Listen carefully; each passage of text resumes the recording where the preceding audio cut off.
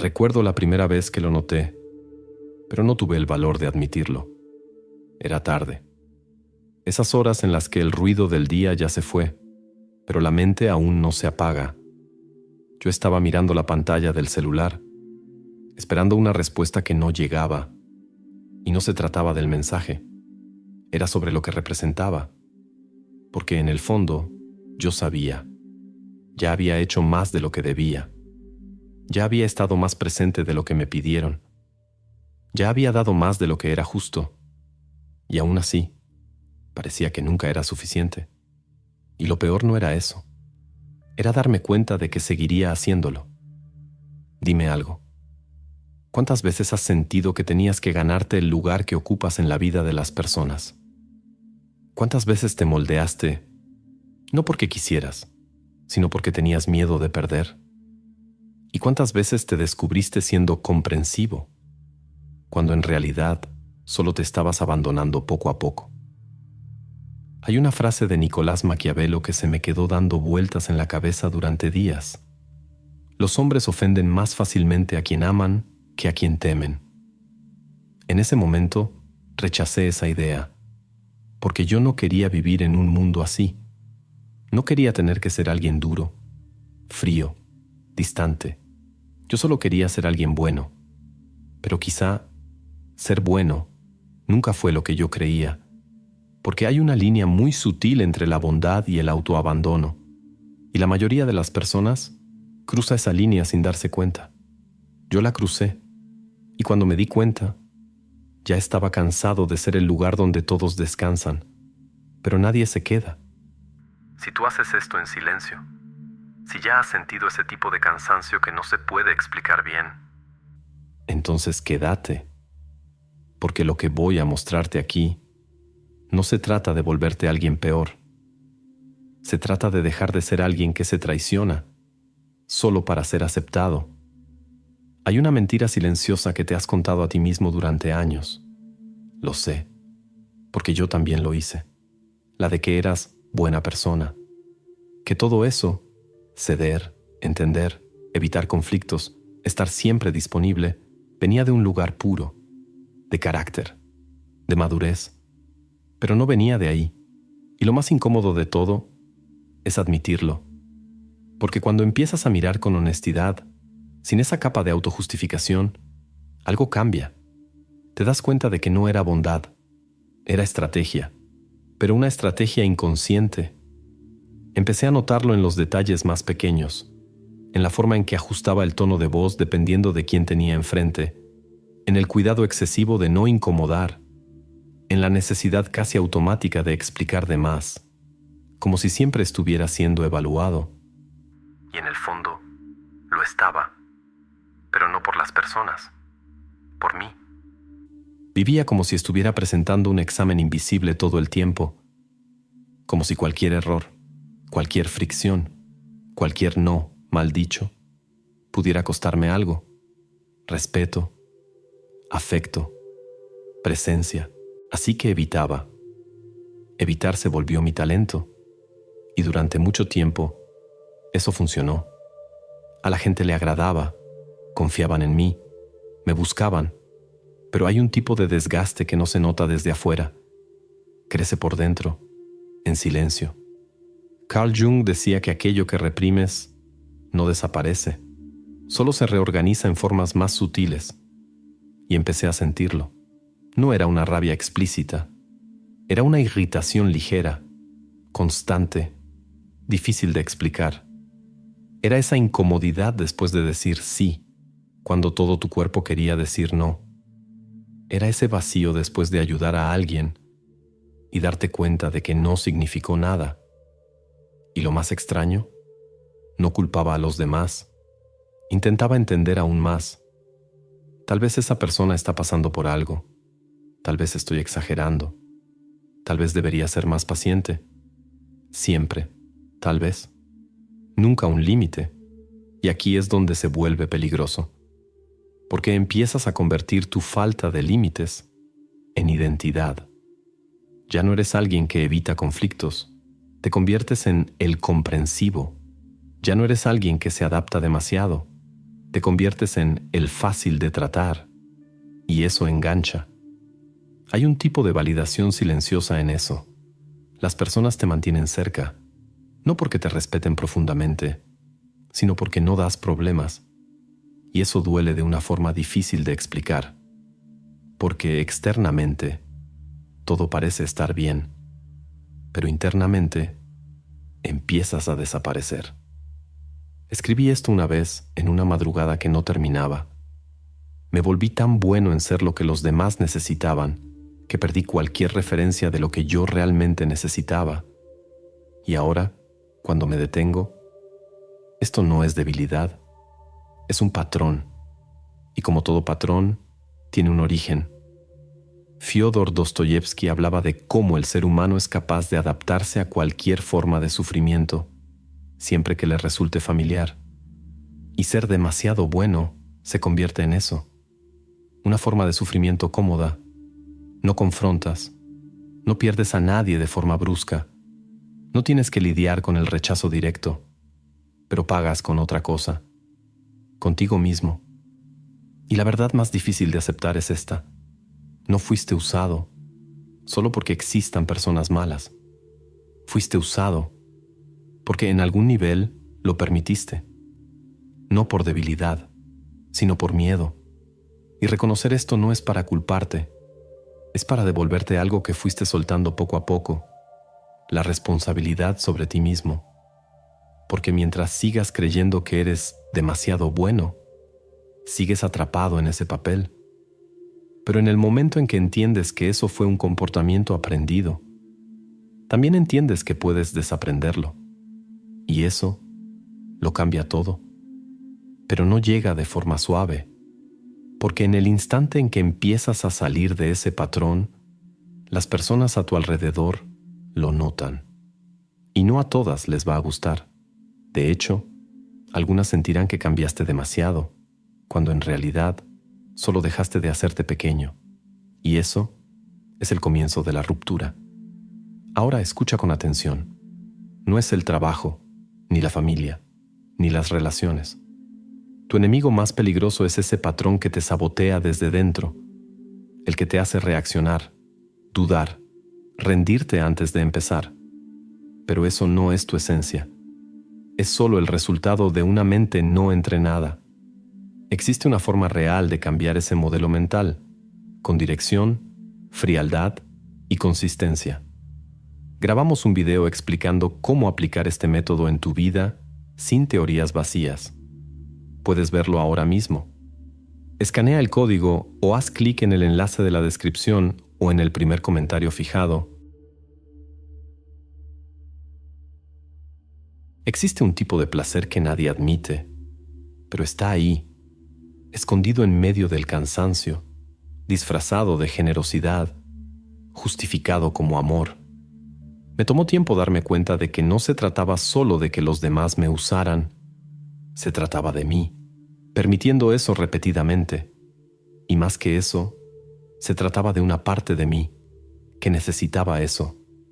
Esto es difícil de enfrentar, porque rompe por completo la narrativa cómoda de víctima. Pero cuando empiezas a observar con más frialdad, casi como si estuvieras analizando a otra persona, los patrones se vuelven evidentes.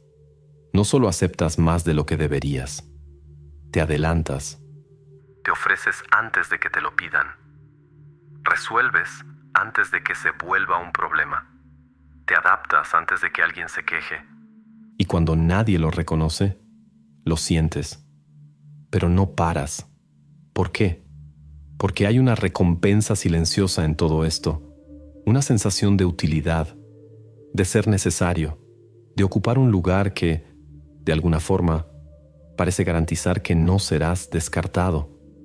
Michel Foucault hablaba de cómo el poder no está solo en las estructuras externas, sino en las formas sutiles en que nos comportamos para mantenernos aceptados dentro de ellas. Y eso golpea de una forma incómoda, porque nadie te obliga directamente a anularte. Pero aprendiste que ese es el camino más seguro. Ser útil, ser fácil, ser disponible. Pero la seguridad construida así cobra caro. Porque poco a poco empiezas a negociar cosas que no deberían ser negociables. Tu tiempo, tu descanso, tu límite emocional. Y lo más peligroso, tu percepción de lo que es normal. Empiezas a creer que es normal que te busquen solo cuando te necesitan. Empiezas a creer que es normal no ser prioridad. Empiezas a creer que es normal salir agotado de interacciones que deberían ser ligeras. Y cuando algo dentro de ti cuestiona eso, lo silencias. Escribí esto una vez, sin intención de mostrárselo a nadie. Hay algo mal en la forma en que me siento después de ayudar a alguien. No es ligereza, no es satisfacción. Es como si me hubieran drenado.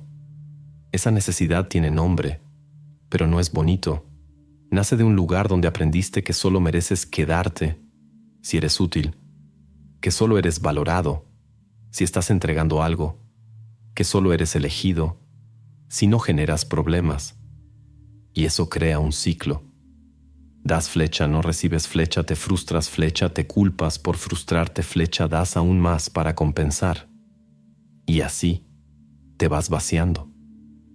Emil Cioran decía que el problema no es sufrir, es aferrarse al propio sufrimiento como si validara tu existencia.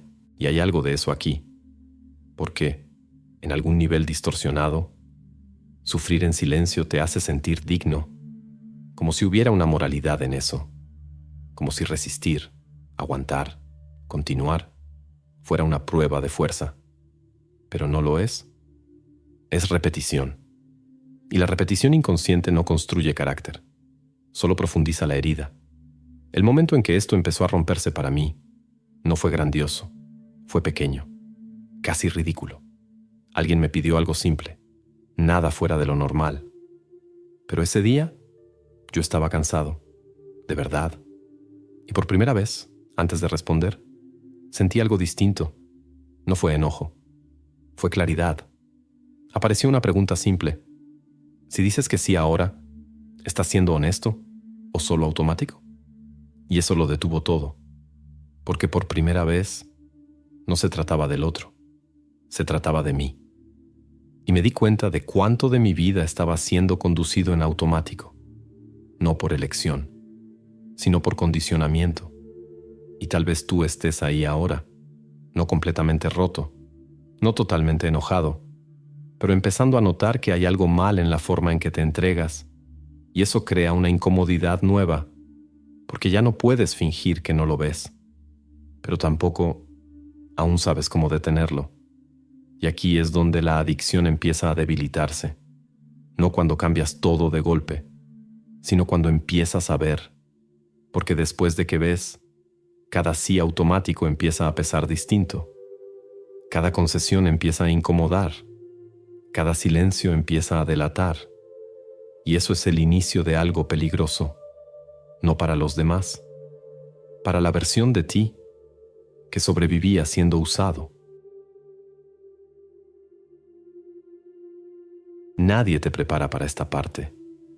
Todo el mundo habla de los límites como si fueran liberadores, como si en el momento en que empezaras a decir no, todo se acomodara. No se acomoda, se desordena. Porque el primer impacto de decir no es en los demás, es en ti. Recuerdo la primera vez que dije un no sin justificarme. No hubo gritos, no hubo confrontación. Fue simple. No voy a poder, nada más. Y aún así, mi cuerpo reaccionó como si hubiera hecho algo mal. Una incomodidad física, una ligera presión en el pecho, una necesidad casi incontrolable de retractarme, de explicar mejor, de suavizar. Pero me quedé en silencio. Y ese silencio fue ensordecedor, porque reveló algo que no quería ver.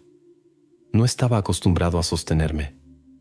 Durante años, había condicionado a las personas a una versión mía, siempre disponible, siempre flexible, siempre comprensivo. Y sin darme cuenta, también me había condicionado a mí mismo. Entonces, cuando rompí eso, parecía que estaba traicionando a alguien. Pero no era a alguien, era una identidad. Fyodor Dostoyevsky escribió algo que siempre me impactó. El ser humano no solo teme el sufrimiento, teme perder aquello que lo mantiene atado a él. Y decir no hace exactamente eso. No solo pierdes situaciones, pierdes roles. Dejas de ser el fácil, dejas de ser el que resuelve, dejas de ser el que nunca complica. Y eso tiene un costo psicológico real, porque al principio parece que te estás volviendo alguien peor, más frío, más distante, más egoísta. Y quizá algunas personas refuercen esa idea. Les va a parecer extraño, van a cuestionarlo. Van, de forma sutil o no, a intentar llevarte de vuelta al lugar de siempre. No porque necesariamente sean malas, sino porque ese lugar era cómodo para ellas y solo incómodo para ti. Escribí esto un día en que casi me eché para atrás. Existe una versión de mí que todavía cree que, si no estoy disponible, lo voy a perder todo, que las personas se van a ir, que me voy a quedar solo. Esta es la parte que nadie romantiza, porque aquí hay un duelo, el duelo de darte cuenta de que algunas relaciones solo funcionaban porque tú te hacías pequeño, y cuando dejas de hacerlo, empiezan a fallar, se vuelven extrañas, desequilibradas, a veces desaparecen. Y eso duele, no porque hayas hecho algo mal, sino porque, en algún nivel, aún esperabas que fuera diferente, que las personas se dieran cuenta, que valoraran, que se ajustaran contigo. Algunas lo harán, pero muchas no. Y ahí es donde entiendes algo más profundo. Decir no es solo comunicación, es selección. Empiezas a ver quién respeta tus límites y quién solo respetaba la ausencia de ellos. Y eso cambia por completo la forma en que ves todo. Pero antes de esa claridad, viene la confusión. Llega esa sensación de estar en medio de una transición, donde ya no eres quien eras, pero aún no sabes en quién te estás convirtiendo. Y eso es inestable. Hay días en que te sientes fuerte, claro, alineado, y hay días en que lo cuestionas todo, si exageraste, si estás siendo demasiado duro, si no sería más fácil volver al patrón antiguo. Y sí, sería mucho más fácil, porque el patrón antiguo no exigía confrontación interna, solo exigía repetición, pero el crecimiento nunca viene de lo que es fácil de sostener, viene de lo que te obliga a reposicionarte. Y decir no es eso. No se trata de rechazar a los demás, se trata de dejar de rechazarte en silencio. Y al principio, eso parece destrucción, porque estás desarmando una estructura que te tomó años construir. Pero con el tiempo, empiezas a darte cuenta, no era destrucción, era retirada. Retirada de todo aquello que solo se sostenía, porque tú te anulabas, y cuando eso empieza a caer, queda menos. Pero lo que queda, finalmente es tuyo. Hay un momento específico que casi nadie percibe cuando ocurre. No hay anuncio. No hay una ruptura dramática. No hay esa sensación cinematográfica de cambio. Es más sutil. Simplemente te detienes. Dejas de esperar respuesta. Dejas de revisar si alguien aprobó. Dejas de ajustar tu comportamiento para mantener a alguien cerca. Y al principio, eso no se siente como poder. Se siente como vacío. Un silencio extraño, como si algo faltara. Y sí falta. Pasaste tanto tiempo condicionado a necesitar, que cuando esa necesidad empieza a desaparecer, lo que queda es desconocido. Lo sentí de una forma casi física. Era como si estuviera acostumbrado a vivir con un ruido constante, mensajes, validaciones, pequeñas confirmaciones de que aún era importante para alguien. Y de repente, silencio. No porque el mundo se detuviera, sino porque yo dejé de ofrecerme a él de la misma manera. Arthur Schopenhauer decía que la mayor parte del sufrimiento humano viene de la dependencia, no solo material, sino emocional. Y cuando empiezas a cortar eso, no llega un alivio inmediato, llega abstinencia, porque depender también engancha. Engancha la sensación de ser recordado, de ser buscado, de ser necesario. Y cuando eso disminuye, te preguntas, aunque no lo admitas, ¿de verdad sigo importando si no estoy haciendo nada por nadie? Esa pregunta es peligrosa, porque revela cuánto de tu identidad estaba atada a lo que ofrecías y no a lo que eres. Escribí esto en una noche en la que todo se sentía demasiado en silencio. Si mañana nadie me necesita, ¿quién soy? No como función, no como apoyo, no como solución, solo yo. Y esa pregunta me asusta más que cualquier rechazo. Ese es el punto de quiebre, porque aquí tienes dos opciones. Volver a ser útil, disponible, presente más de lo necesario, solo para llenar ese silencio. O quedarte en esa incomodidad hasta que se transforme en otra cosa. Y casi nadie habla de qué es esa otra cosa. No es euforia, no es confianza instantánea, no es una versión invencible de ti. Es estabilidad, una sensación más neutra, más silenciosa, pero infinitamente más sólida. Empiezas a notar que tu paz ya no oscila tanto, que la ausencia de los demás no te desarma como antes, que puedes existir sin estar constantemente siendo consumido. Y eso lo cambia todo, porque cuando no necesitas, empiezas a elegir. Y elegir es donde el poder realmente comienza. Ya no respondes por impulso, ya no aceptas por miedo, ya no te quedas por carencia. Observas y decides. Friedrich Nietzsche decía que aquello de lo que no puedes prescindir te controla. Y eso se vuelve evidente cuando miras hacia atrás. Todas las veces que aceptaste menos de lo que merecías, todas las veces que te quedaste donde no debías, todas las veces que te callaste cuando querías hablar, no fue por falta de claridad, fue por necesidad. Necesidad de mantener, necesidad de agradar, necesidad de no perder. Pero cuando esa necesidad empieza a morir, algo nuevo nace, y no es bonito al principio. Es más frío, más contenido, más selectivo. La gente lo nota. Algunos dicen que cambiaste, otros dicen que estás distante. Algunos incluso intentan reactivar la versión antigua de ti. Pero tú lo sientes. Sientes que ya no es posible, porque ahora ya viste. Y después de ver, no hay forma de dejar de ver.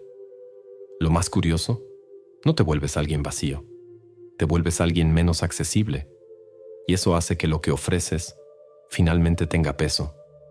Tu atención deja de ser automática, tu presencia deja de estar garantizada, tu tiempo deja de estar abierto, y por primera vez, las personas tienen que ganárselo, no porque te hayas vuelto arrogante, sino porque dejaste de estar disponible sin criterio, y eso es el tipo de poder que no hace ruido.